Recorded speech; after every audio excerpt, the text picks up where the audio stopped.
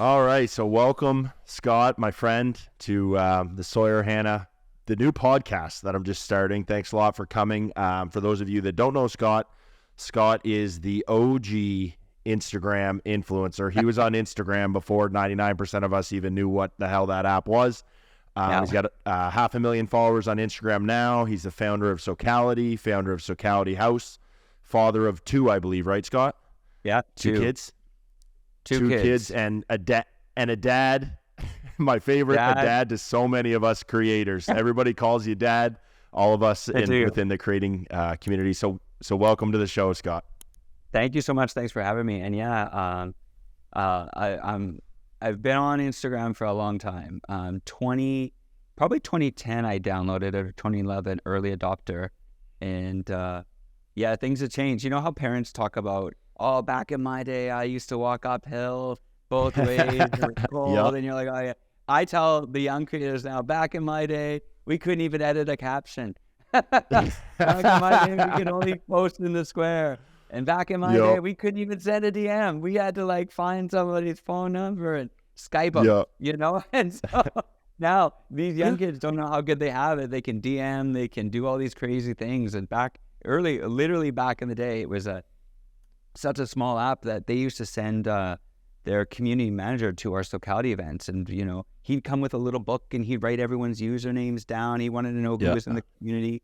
And they were very, very engaged because they were just building, right? They were an app that had their whole thing was to get people on creating content. And so I was part of that way for sure. So the stories I could tell. That's wild. And that's part of what I want to get into too, Scott. I mean, it's, you know, you mentioned the DM button. I mean, we could go so many different directions. You mentioned the DM button, and I was on Instagram before DMs, and that was a feature later on. And I remember just being like, whoa, this is going to change everything now that you can actually directly contact each other, which the modern state of social media and the modern state of Instagram, I mean, that's just normal, right? But it wasn't always normal, you know? No. And back then, I'd love to know, Scott, what enticed you to get on the app called Instagram back in 2010, you know, and just walk me through those early stages and just kind of what has unfolded in years after. Yeah, for sure. And so for me, I was born in Canada, raised in Canada. My wife and I, we ended up moving to Sydney, Australia in 2005, came back in 2010. So we were away for almost 6 years and came back to Canada. And, you know, you can imagine after not being here for so long, you know, things had changed. We had such a great community before, and then a lot of people moved on, and I had a great community in Australia.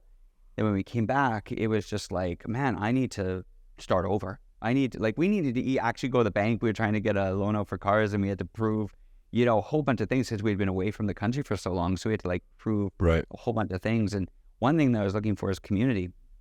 And so traditionally, when you make friends, where do you go? You go to the gym, you go to the bar, you go to church, you go, you know, meet people, right? And you just get into a friend group and you meet people and you start to do things. But I was having a hard time finding people to connect with. And so I had been in Australia and coming back here, it was just I hadn't seen snow in 6 years. And then all of a sudden I found myself back knee deep up into snow.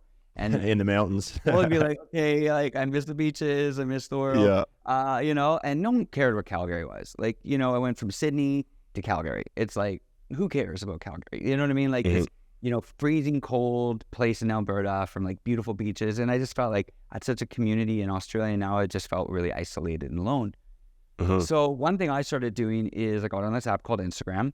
And I had no clue. You know what I mean? I'd only understood Facebook world, where you just post for your friends. I'm eating a pizza today, and your friends were like, awesome. You know? Scott is eating pizza. Scott is outside, you know?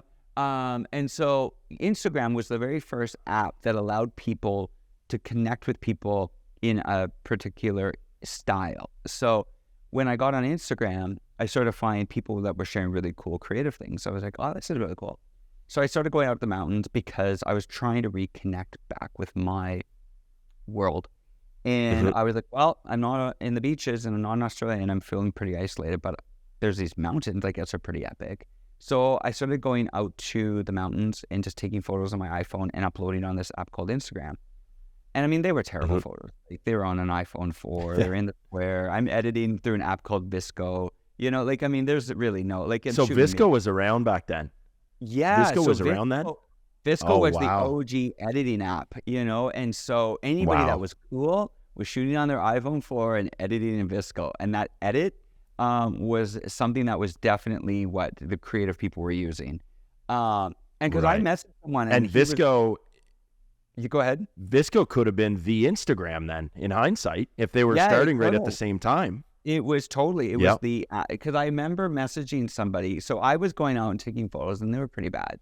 And I was just posting them on Instagram, and everyone kept saying, "Wow, where you live is really beautiful." And I'm like, I couldn't compute in my mind to that because I was just like, I didn't want to be here, you know. And I wasn't looking at the mountains through those eyes. I was just looking at, like, I'm cold. I'm trying to find community.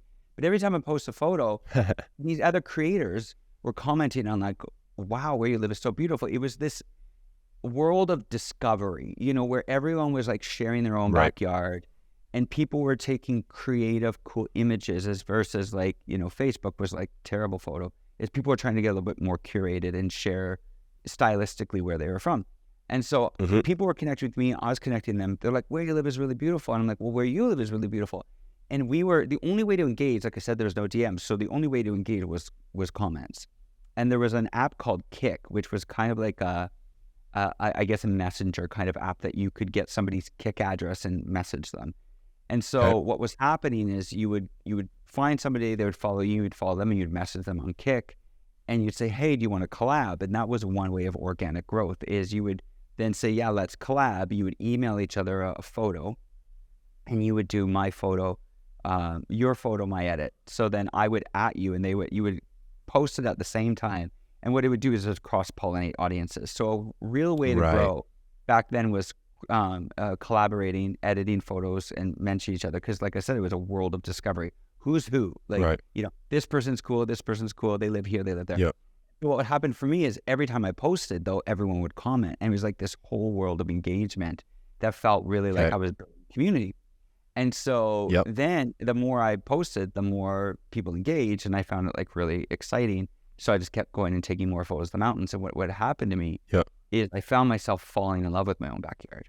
Yeah, I saw myself discovering it with new eyes, because I'm like, I went from not wanting to be here to, like, every time I post a photo, not only do I get to have a conversation with people, but they also get this sense of wonder of where I'm from. And now people are starting to care about Alberta. Now people are starting to care about, wow, I want to come visit. And I'm like, really? Because I want to go to New York.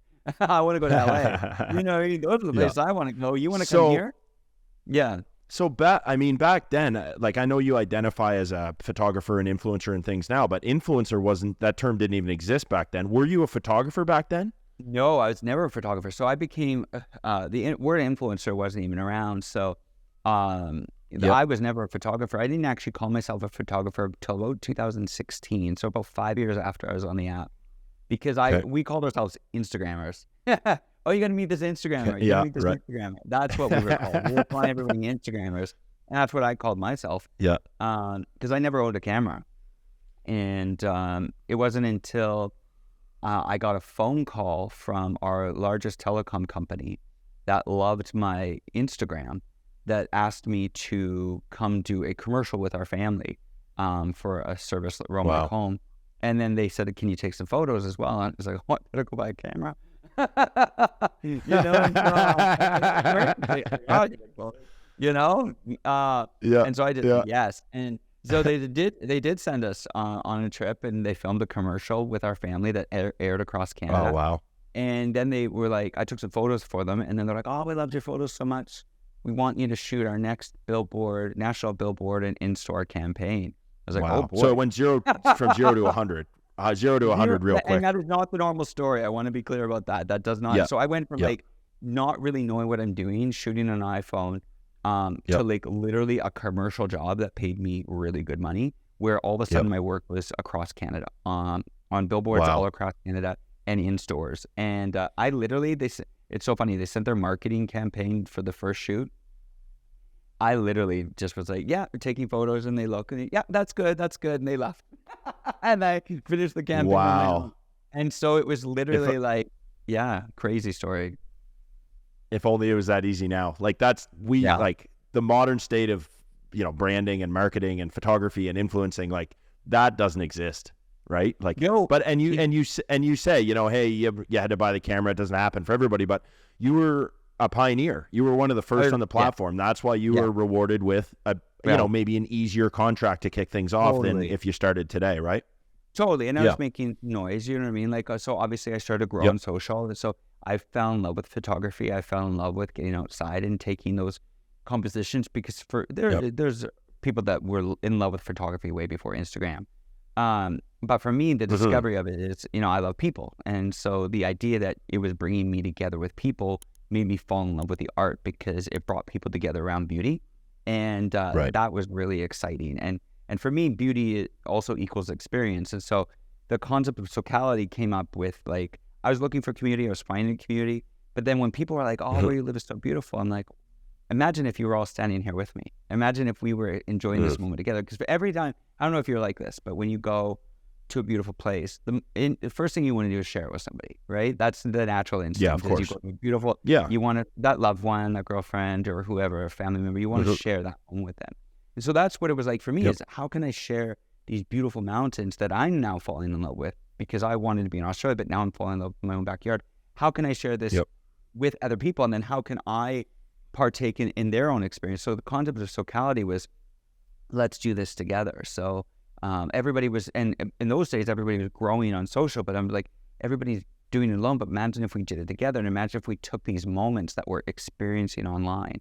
What if you found yourself in the photograph, and you didn't find yourself in the photograph alone, but you found it in community? And so the concept of Socality was really about bringing people together in moments and capturing moments and creating moments and sharing moments. I like the idea of people like throwing their passport in their bag and be like, I don't know where I'm going, but I'm going to meet incredible people and I'm going to see beauty. And so that was the concept of Socality. So in addition to my own platform growing, so I launched Socality, and they kind of grew in tandem. And so my own personal platform is, they kind of grew at the same time, creating this whole wave of community, connection, experience. And back then, I remember calling people and trying to sell collective reach and influencing. I was speaking to like major brands, and they didn't even have the understand. Like, we're going to get people together on this app called Instagram, and this person got 40,000 followers, and this person got 70,000. There's going to be like 1 million and we don't understand this. And nowadays, you have social media managers. That language is so part of the conversation. But that's how early we were. Is like, I was explaining to brands the power of togetherness through social media. And so I definitely have been around for a while. Yeah, it's funny. I know we had this because we went out and shot together in the mountains here, you know, a few years ago. I know time flies, how recent that was, but we went out and shot together, and I remembered these conversations that we had. And when TikTok emerged, which we will get into that eventually, when TikTok emerged, I remember feeling like, this is what Scott talked about. This is a new platform that people don't quite understand. Nobody's marketing here yet. Nobody's growing here yet. Nobody's taking it serious. And even when I would pitch for some influencer contracts that I was doing at the time, brands, like, there was a learning curve for me to explain, okay, guys, everyone knows Facebook, everyone knows Instagram, TikTok's the next big thing. You know, you take this serious, you know, and it's funny. I related so much to the conversation that we had.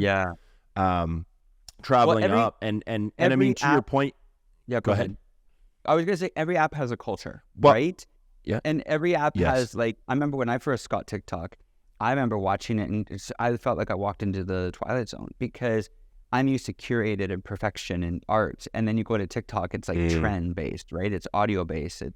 It's millennials back then, because they really, early adopter there was the millennial kid with the long earring and doing the dances, and they're trying to set a tone of this app. And so walking from Instagram into TikTok was like, I felt like I was going in. But that's the thing about every app has a culture. And in order to share on an app, you can't just take the old thing and make it translate. You've got to really figure out, what is the culture here? What's the identifying voice, and try and join in with that, which is the key to any early adoption, is understanding the culture you're walking into, and even setting culture before it exists. And that's what we did with Instagram, is we were setting trends. And then it comes to a point where it's so critical massed out, where now my mom is sending me DMs on Instagram. It's like, it's not cool anymore. You know what I mean? Like, Instagram is like the phone. it's so saturated and it's so full, and it's just got, you know, grandmas on it. You know what I mean? And so now it's... Well, I feel like that's what happened with Facebook. Mm-hmm. Oh, yeah. Oh, yeah, Facebook, right? where it became every like grandma... that Facebook was... Like, exactly. Yeah, yeah, and so... And Facebook was cool for a while, you know, and then all of a sudden, everyone got on it, oversaturated. Yeah. The content people were sharing, like, people got sick of seeing the family photos in an album of 65 photos of the same damn photo with nothing, like like no proper composition. The crops are crooked. The horizon lines just, you know, and then all of a sudden Instagram, this more beautiful version comes along. So do you feel like yourself and your group were a big part of that revolution of Instagram being like such a photo heavy and such a scenic travel-esque platform? Yeah, I mean, I think so. I think we were the first. Socality was the first kind of, you know, probably one of the first, where we grouped what was happening culturally on the app and brought it together in one sphere, in that niche, right? Which was photography. I remember watching one time, and someone had posted a photo, and someone said, "This is such a Socality photo," and I was like, "Oh, that's as much as you love it, it's good branding when people can identify a style with you." Because you do want people to feel with a brand. You want them to feel something. You want them to feel part of something. Now, we definitely took some hits as well, because when you're that early on an app and you become that big, a lot of people are going to love you, but people are going to hate you. And people are going to hate you because they don't understand you. And it's easy to throw mud at something you don't understand. And so I say that was probably, there was wins, but there was some, you know, and I took things personal, of course, because you're new on the app. And you're disrupting, and you think you're disrupting for good, but sometimes people don't always like when you can disrupt what they're familiar with, you know. And so some people love you, some people hate you, but that's pioneering, that's life. And so I do feel, though, we were definitely one of the very first. Like I said, they sent their community manager to our event. We were invited to the headquarters of Instagram. We were definitely doing something right, bringing people together, and it was absolutely. So, like, I remember we said in 2015, we need to go on tour because we're meeting people, and we jumped, and everything we did was bootstrap. Everything. There was no, people would always call Was us, it monetizable back then? No, and you weren't able to monetize it back then. Well, because how do you sell community with keeping the integrity of who you are? Where you're trying to bring people together, you're trying to bring belonging, and you're trying to validate people, but you don't want to sell them something. And so everything we did was just because we loved community. And so you don't want to sell out the vision where you're like, and now buy this t-shirt, you know, not that there's anything wrong with that, but we weren't a clothing brand. And so what's the product? When the product is people, you got to be sensitive. And so we were just like trying to, like, what do you got? People are throwing literally, I'm not lying, people like, I can do the food, I can do the coffee. People throwing their hands up. And it was real organic. Everyone's chipping in. And so when we went down to California, we did San Francisco, we did San Diego, we did LA. We literally had venues just throw their places at us, just host it here, do it here. Hundreds of people were coming on droves, and we're meeting people, and it literally was everybody's hands in. And we bootstrapped, and we're still kind of in bootstrap mode, to be honest. And we're working on something maybe we could talk about later, the Socality membership. Which is our very first iteration of bringing community together in a way that we really believe is going to empower people. But for the last 10 years, we've bootstrapped mainly with hands and feet and people and goodwill. People would call us and be like, "Oh, I want to speak to." They thought we were this big company, and like, I want to speak to you. Well, it looks that way from you know them, you know.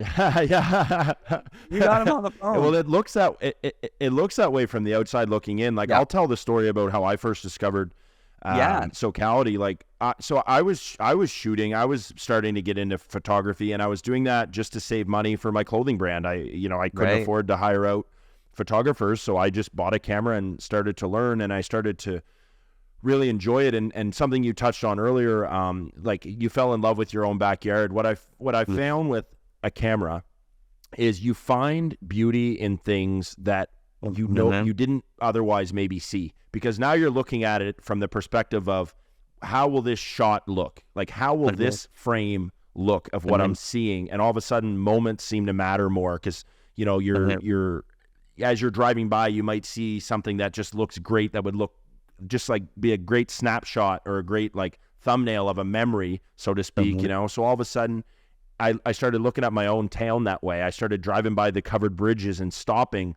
taking a picture and soaking it up, being like, I drive through this covered bridge a million times and it's beautiful. This is the first time I ever stopped to look at it, right? Or the river or the sunsets and different things like that. So I was starting to get into photography more.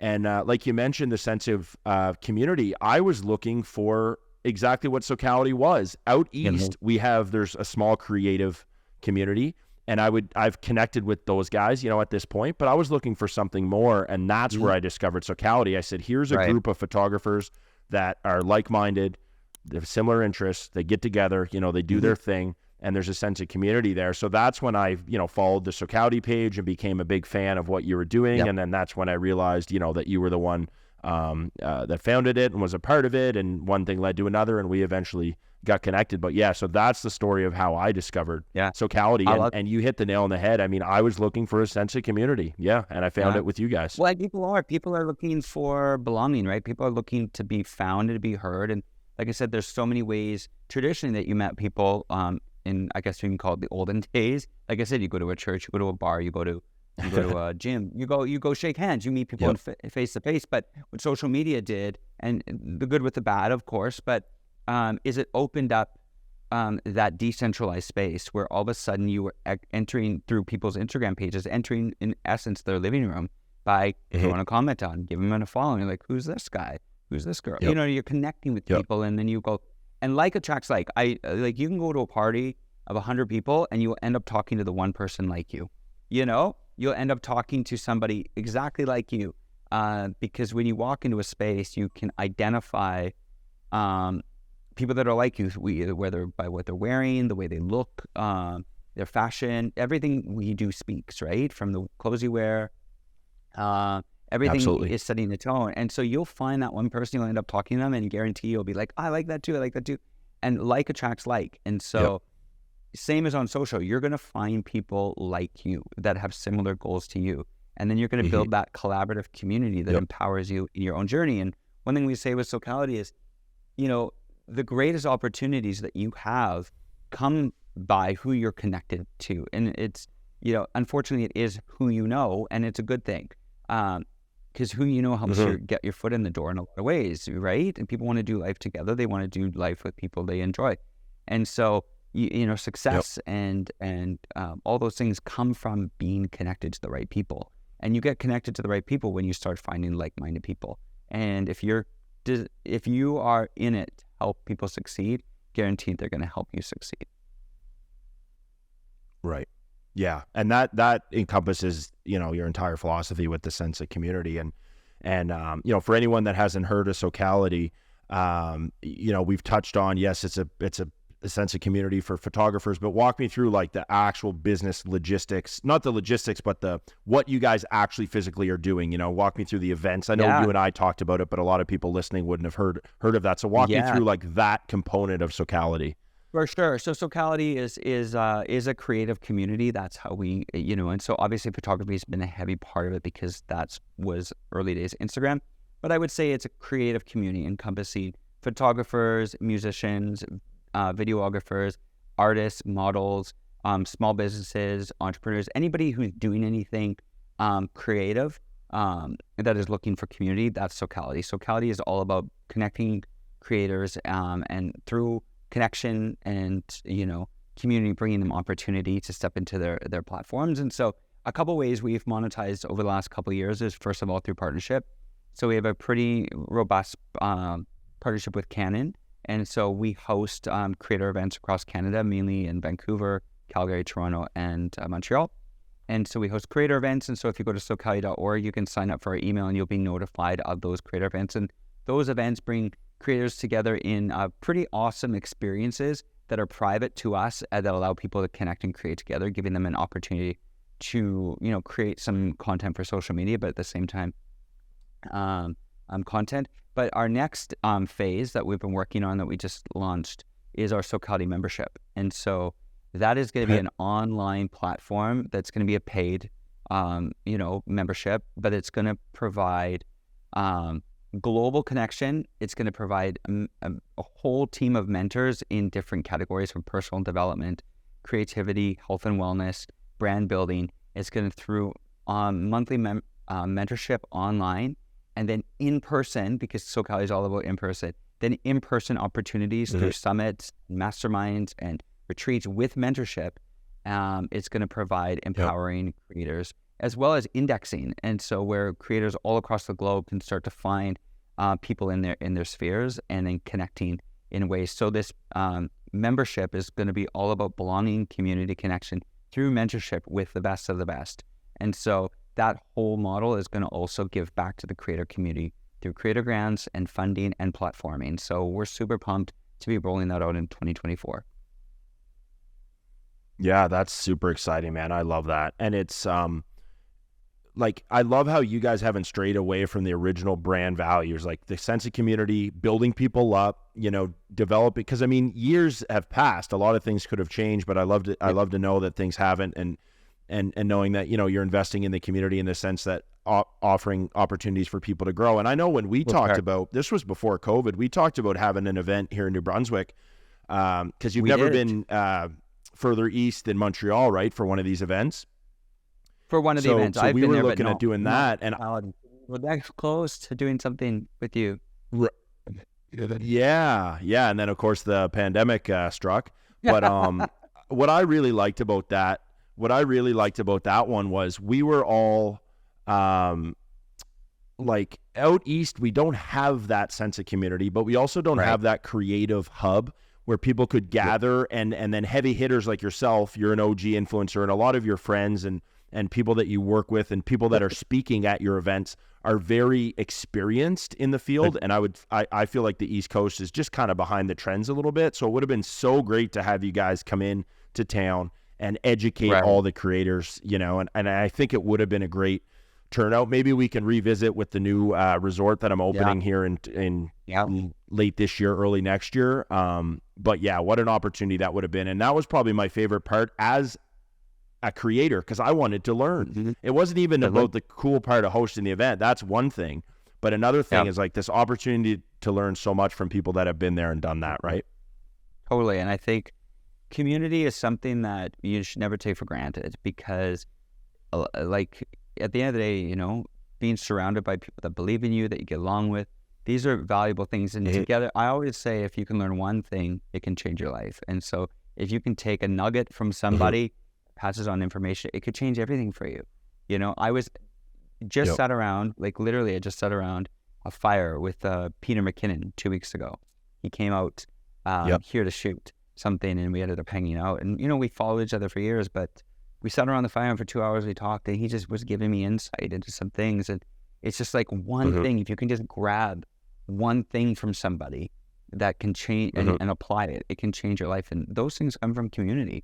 You can read books, you can do all this stuff, but sometimes people around you, like, you're doing great stuff. You've got a clothing brand, like you said, you've got a resort. I'm sure you have lots of information that you could pass on to somebody, and if they could just grab one thing, it could change their life. And that was, it's funny you say that. I mean, for one, Peter McKinnon, for anyone that doesn't know that, he's like one of the biggest photographers, probably in the world, North America for sure. Yeah, with that online presence for sure. Yeah, like he's huge, right? But for two, you mentioned myself. Okay, I've owned a clothing business. I have experience in real estate and rentals, things, whatever.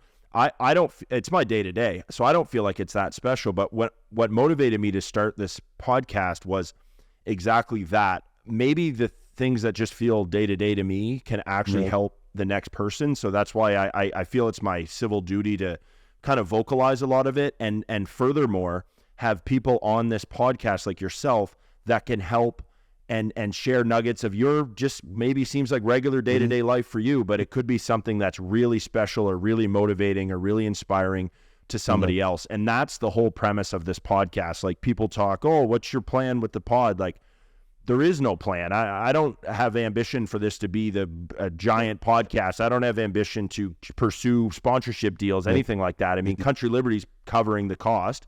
And that's how I want it to be. I want it to be a way to just talk and share these experiences that might seem normal to you and I, but could really help somebody listening, And I think that's the thing. It's like, so that's directly in line with Socality. What I think people underestimate, like in the early days, I would always say, like, this term influencer, I hate it. I hate the word influencer. I've always hated it because Me too. To me, influence is when you can empower somebody to make a positive change. And you could be a mom and have 3 moms around you and influence them. You could be going to work at Subway. I worked at Subway, when I was a teenager, and you could inspire people through your conversation, encourage them. You could influence somebody in a positive way. You don't need 1 million followers to be an influencer. You can influence is when you take your real life and you empower people to make good decisions that help them. That's true influence. And so people, when they get on Instagram, they think, I want to be an influencer. I need 50,000, 60,000 followers. Imagine if you stood right now on a platform in front of 500 people. That's a lot of people. And you were speaking to 500 people and you were saying something of value. Like, that's influence. And people are like, I've only got 500 followers. Like, wow. When was the last time you stood on a stage in front of 500 people? Like, and people undervalue themselves on a daily basis. And whether you've got a platform on social or you got a job or wherever you go in real life, you can influence people around you to make great decisions. And so this idea of influence and posting stuff and, this airy-fairy, I don't know. I just think there's more to it. And I'm thankful for my platform. And I try and use it in the best way possible to some DMs. Some people don't feel like I use it correctly because they want me to speak out on things. Man, that's a whole different subject. That's a whole different subject. I get all the disappointed. I'm disappointed speaking up about this, about that. But my platform is to bring people together. Like, that's what I do. And so I try not to be divisive because I want to create belonging and community, and that's the way I use my platform. So I'm mindful of that. But everybody's different. But regardless, I just want to encourage your listeners, whoever you are, never underestimate the value of your platform, whether it be on social or whether it be at your work or whether it be in a mom group or whether it be in, maybe you're part of what are these, CrossFits or whatever. You can inspire somebody just by being a positive person and challenge them and encourage them. And I've met people that have no social following who have crazy businesses that are making so much money because they believed in themselves. And I just encourage people, whatever the platform or the channel that you are operating on a daily basis, just be your best and inspire people, and you'll make a difference.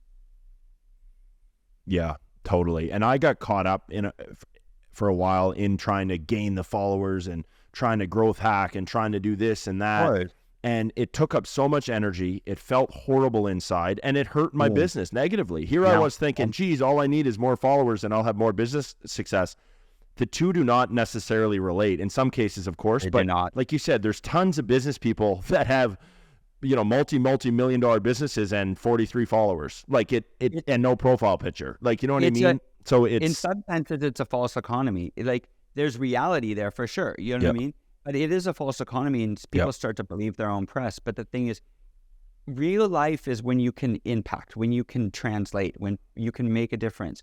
And you can have 1 million followers and post something and get no transaction because you've built no community. And so people want to follow people in real life. And so it is a real world for sure, this Instagram or TikTok, but it can be a false economy and gives people a false sense of whatever. And then I love how you said it, distracted from Country Liberty, where you're like, man, where you had to almost shake your head and go, I've got a viable business. Like, I'm selling product in real life. Like, I'm buying real estate. I'm doing this in real life. I don't need the followers to make that happen. And we buy into this false economy and all this dopamine that, you see people just discouraged because they live in this world where it is real, but it's not, so. And that's that's another thing I wanted to talk to you about is that, you were there in the early days and you seen things get really curated. I feel like TikTok was kind of bound to happen, maybe not TikTok, but something was bound to happen where things weren't so perfect. I feel like Instagram right before TikTok arrived, Instagram was getting so curated, so perfect, so unrealistic. And then TikTok kind of throws back to just iPhone video footage, raw footage, cracking jokes, candidly, things like that. So what do you, but then I've also seen TikTok flop or switch, because I was on it before the pandemic and then through the pandemic and now, and I find before the pandemic, it was a really positive, goofy, fun, free-spirited platform.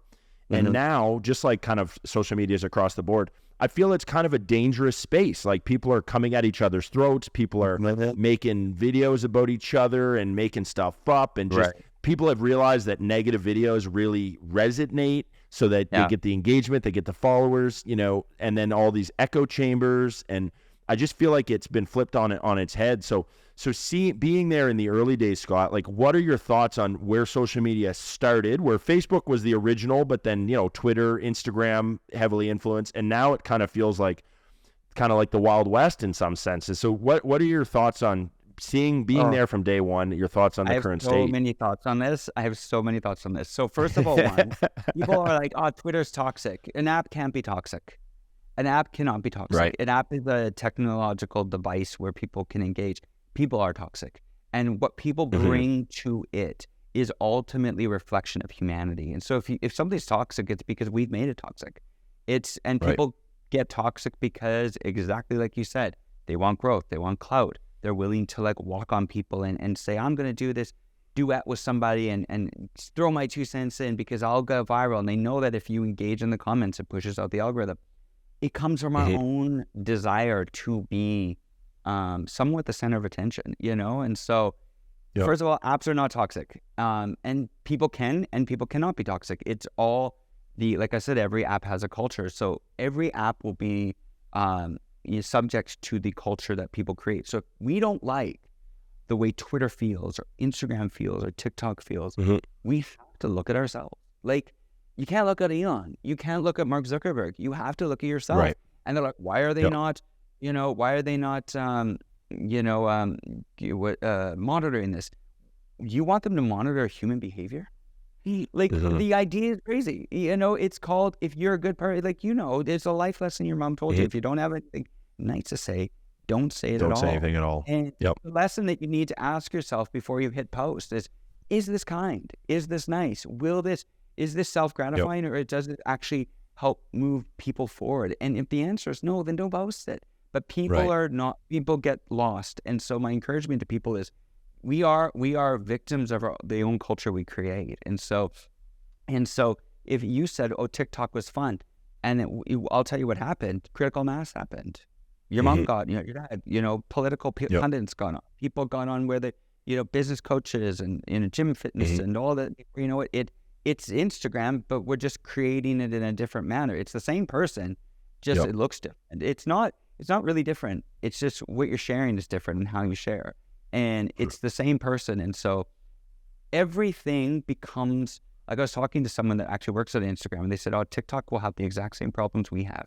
Because the moment you get critical mass on, you still encounter the same thing. And then people go, oh, my engagement is different on TikTok than it was 3 years ago. Well, that's because there's more people on, and it's more saturated, and there's more people posting more content, which means it's got to find its way to more people, and then people give up. And every cycle is different. Then the new shining object comes, and everybody gets on, and they think that it's the savior of the world.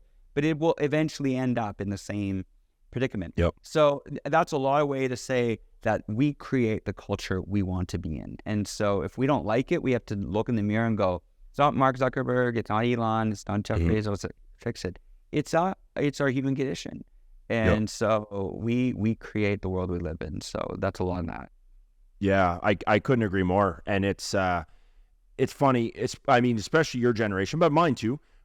I went through high school and all that without social media, really. We had Facebook, and I got Facebook in 2007. So maybe 3 years of high school, I had Facebook, which doesn't really count. Twitter was like maybe slightly after.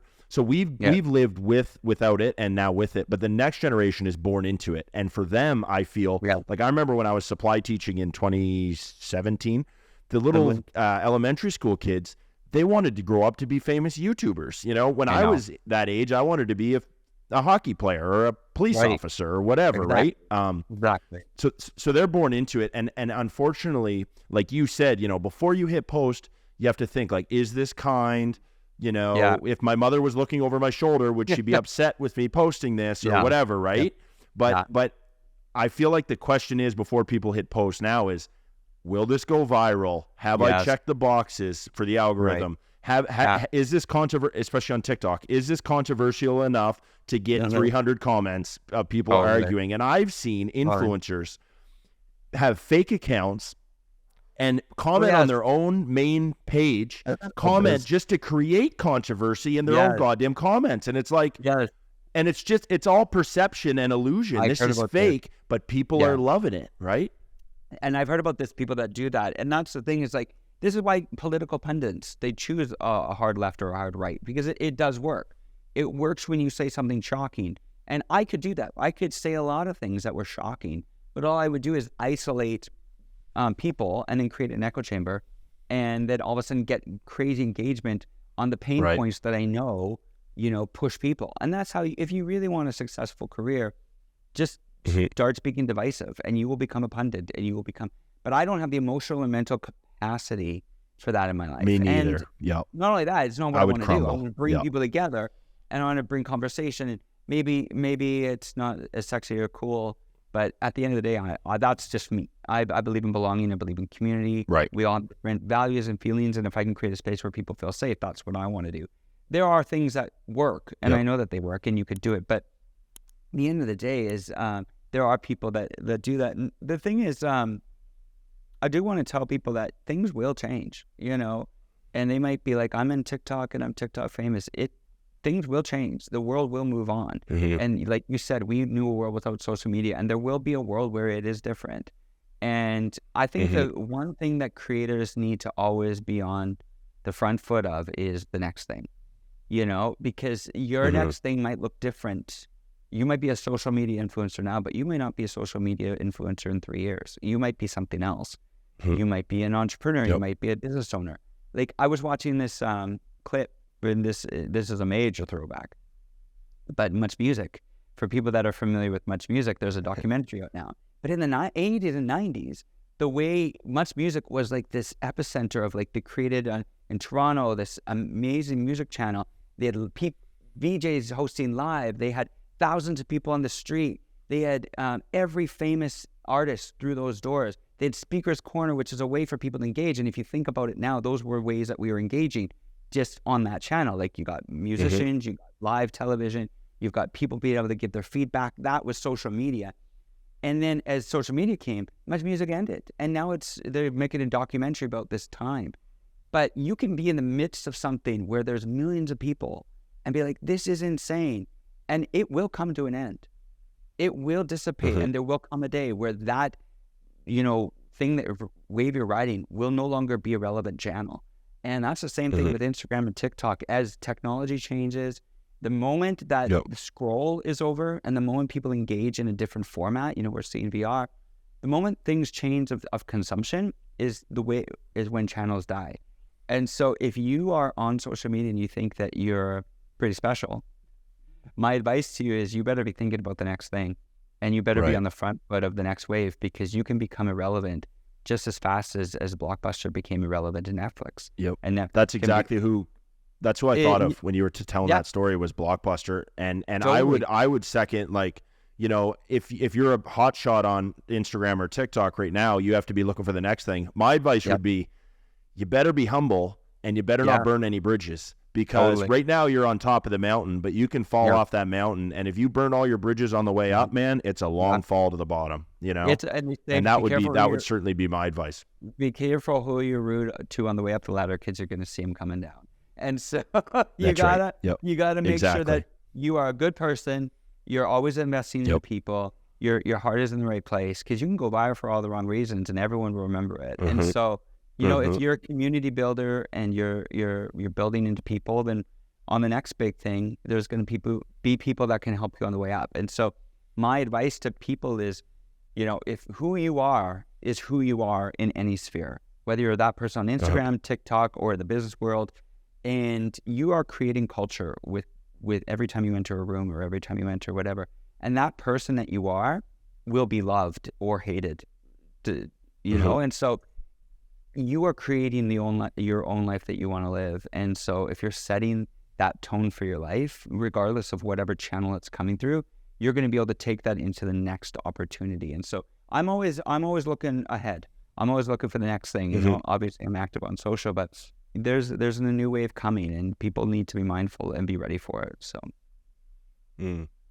And that's all kind of macro, you know, like if you were to give some micro tactics to somebody that has 10,000, 15,000 followers, they want to make a career out of creating content like you do for big brands. Like, what would be your tactical advice to that person? Oh, I would say, you know, you're developing your skill is super important. And so if you're a content creator, it's not about viral. Can you take good photos? Can you make a good video? Can you provide value to your client in real life way? So you might only have 3,000 followers, but can you take epic photos? Can you tell a brand story through imagery? Can you create a video? Can you write copy? Do you have a blog? Can you bring value in some real sense to a brand or to a small business around you? Because I can post on my Instagram, but at the end of the day, if it doesn't translate to sales or doesn't bring value, what is it to the brand, right? They're looking for real value. So can you create an asset in real life? So my encouragement to creators is get really good at your skill. Are you an editor? Are you someone who can take a video for somebody and edit it? Because if you could do that, then you can start building up an editing business and charge clients real life value and make money. Are you a photographer, a videographer? Are you a musician? Can you translate your skill into a real life value proposition for anybody? And so my micro thing is get really good at what you do, and that will translate in real life. And so don't worry about the social media following, because 10,000 followers now is like 100 followers back in the day. It means nothing. So it's just a number, you know. And so get really good at your skill, hone in on your craft, get really talented, and bring value in real life. So that would be my micro. And be a good person. Yeah, I love that. I love that that there was no growth hacking or any of that type of advice, you know. And hack is usually over. if you do great work, your work will eventually speak for itself. And I think social media is a nice platform to showcase that work. Yeah. Like I know myself, like if I'm looking for a photographer to do a shoot, first of all, I want them to, like you said, to match my brand, the vibes, the tones, the visuals, right? And then, but following isn't what I look at. No. Like you could have 3,000 or 100,000. And if that 500,000 person if they don't fit the vibe of the brand, I just pass them and look at the next person, and the person with 2,500 followers could be directly on point. And that's the person I'm going to hire, you know? Of course. And that's what you want to do is you really want to you want to take things out of the social media world into the real life world. What makes sense in real life? Right. Because you can be posting to 1 million people, but no one shows up. And so you really want to make sure, at the end of the day, it's all about the real life experiences and moments and the people that are together. And so that's really what counts. So I'd encourage people on a micro level as well. Focus on the real life situations and the real life people who got your back. And for, like you said, providing value to these brands, one thing I used to tell people to do when I used to pursue those contracts was I would post, like hypothetically, if I wanted a travel contract, I would rent an Airbnb, I'd pay for it, and I'd take great photos, and that would become my pitch. Then I would pitch those photos to the next Airbnb and say, hey guys, like just cover my costs. I'm not looking to get paid, but put me up for free. And then that turned into, you know, trying to get paid. So if you were to like give advice to that up and comer that is pitching brands or trying to, you know, they look like, cause you're working with Canon, you're working with the big guys, you work with GMC, like you're working with big brands, right? So if someone aspires to do that, maybe it's a 5-year vision, and on the 5th year they hope to have those contracts, but they're on their first year. What would you advise them to do in terms of pitching brands, reaching out to brands, and trying to get those contracts to climb that ladder? Yeah, I would say sell your services. So, and make sure you're using your channels to sell them. So have a website, have a portfolio on your website, showcase your work, update your website with your current images, and then use all your channels, post on Instagram, but then use your stories to take, maybe share those high res imagery or video, or go shoot a truck, go get a truck, go rent an Airbnb, create the content for the businesses that you want to hire you, and use your channels to create that content, and then put it in your stories and save it as a highlight, and then put it on your website. And then when you send a message to somebody, like a brand, point them to that work. And if they go on and go, wow, these are beautiful photos, they don't care about your social media following. I want those photos. And I can hire this creator to then dream with me, and then I can use that, and they can pay you to like create content for them that they can use in their marketing. But use every channel you have to sell your services, and then have a call to action wherever that is. So on your website, a fillable form, or something that says work with me, and invite them to and show them what you can do. And so I would say on a micro level, be selling your services, have call to action, and use every channel you can to share the work that you want to create. And be mindful of the brands, because I had someone that was wanting to work with a brand, but then they went and created this basically suggestive video and posted it on Instagram. And brands don't want anything to do with that. And so if you want to work with brands, be mindful of how a brand wants to be represented. So if you want to sell all that kind of stuff, then that's fine. But be mindful that you're going to then push out certain clientele. So the things that you say and the things that you do, you draw the right people to you, but they also can push away people. So be mindful and be like, oh, why am I not getting brand work? Well, go take a look at your feed. And make sure that it would represent them in a positive way, and that you haven't said or done anything that, you know, make them feel a little bit icy or dicey to be beside you. So. Yeah. No, that's great advice. I mean, today it's such a sensitive landscape right now too. You have to be mindful at all times of what you're putting out, because it's representing yourself. And what we've learned too is, one, things can be taken out of context, and two, people have a time machine and they can go back in the past 3, 4, 5 years and say, well, you know, you said this then, and that contradicts this. And, you know, so you do got to be careful with that. I think it's important to have fun, remain authentic, and not just be like a robot, but you do have to be thoughtful with that stuff, right? Yeah, you have to be mindful that, like, it may make sense in your mind, but everyone receives everything differently, right?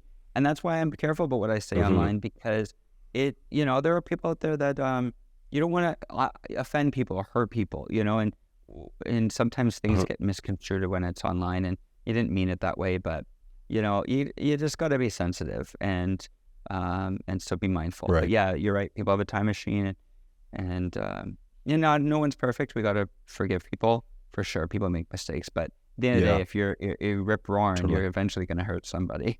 So you got to be careful. Well, that's it. Yeah, if you're on a tear, I always say, like, if you're looking for trouble, you'll eventually find it. Like, that's just the way it is. I used to say that about hockey. Yeah. And I mean, for the guys in the hockey world, you know, I usually had to clean up everybody else's mess. But that's in the past. The hockey days are getting numbered, man. I'm a whole new man. Yeah, that's funny. So we touched on Socality. We didn't touch on Socality House yet. So why don't you? I know what it is. I've been there. I loved it. But give my audience the rundown. I am currently in Socality House, which you can't see much, but it's a white wall behind me. But we basically wanted to create a creative hub for our community, because, like I said, Socality is decentralized. So we wanted to bring it into a physical space.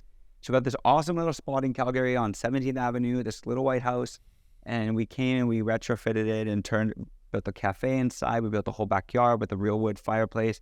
It's basically a space for creators. We host events, creator classes.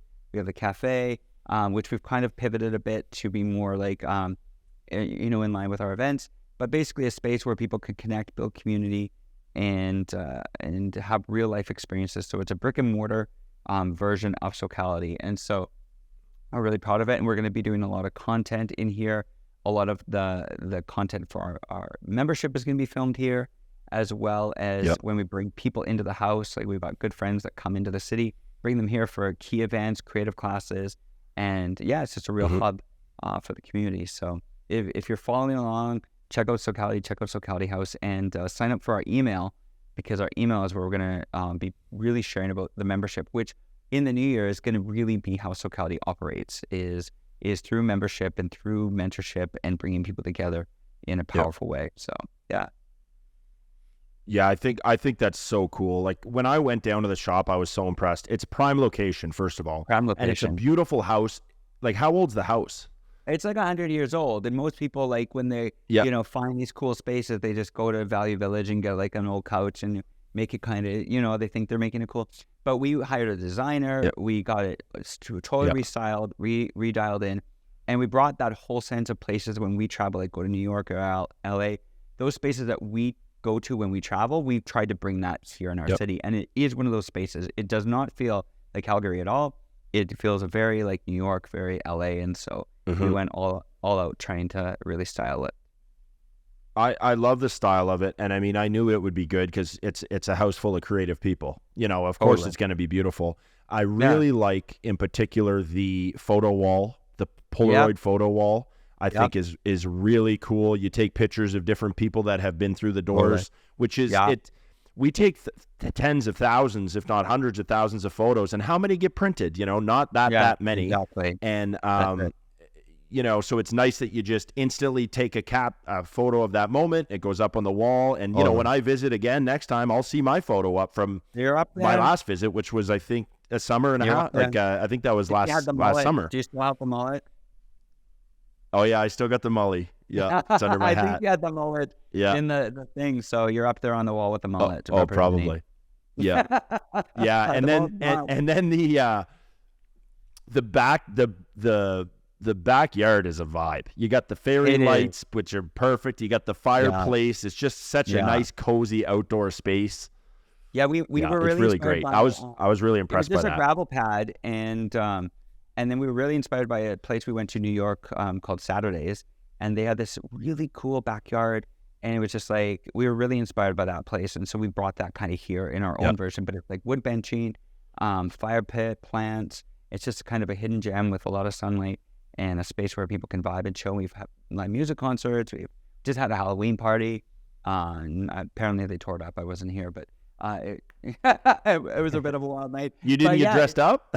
Yeah, I wasn't here. So I was with my family in Banff, but we really want the house. Okay. A house is made of memories, right? And the people you do life with. And so Socality House is really a space. It's a home to create memories. And that's why the elements and the features to bring people together. So. Yeah.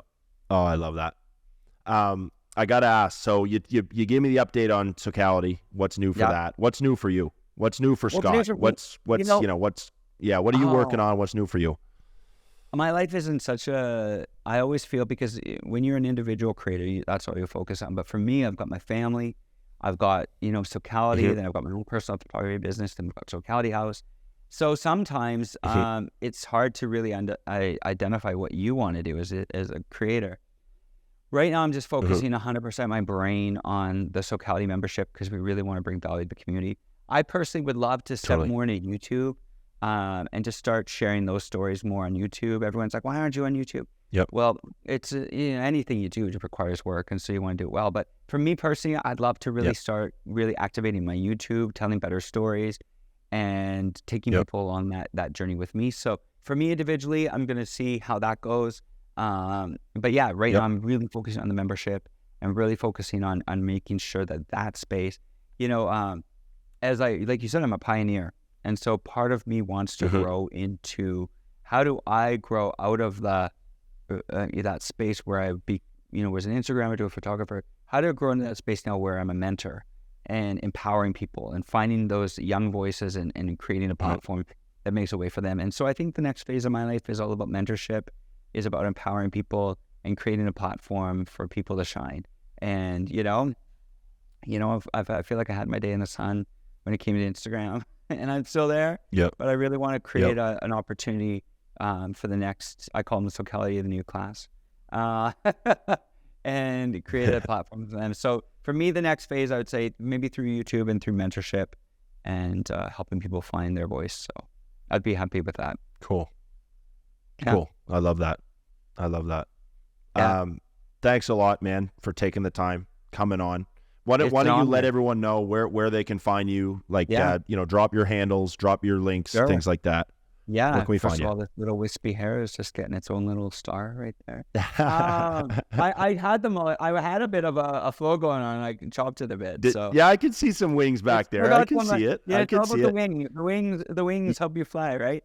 You got to commit, man. You got to shave the sides. You got to go full redneck. You live in Alberta. You live in Alberta, man. This is the land for it. Trust me. That's for sure. So you can follow me at Scott C. Bakken on Instagram, and that will lead you to my YouTube as well as my TikTok. You could follow at Socality and, of course, Socality House, and sign up for our email, socality.org, so we can communicate to everybody about our platform. But that's where you could find me if you want to follow the journey.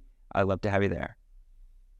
Sweet. Boom. Thanks a lot, buddy. Oh, anyway, thank you so much for having me. It's been a pleasure, and thank you for inviting me to tell my story. And I just want to encourage creators, wherever you're at, keep sharing your voice, keep doing your thing, and keep impacting people in a positive way. Love it, my man. Boom.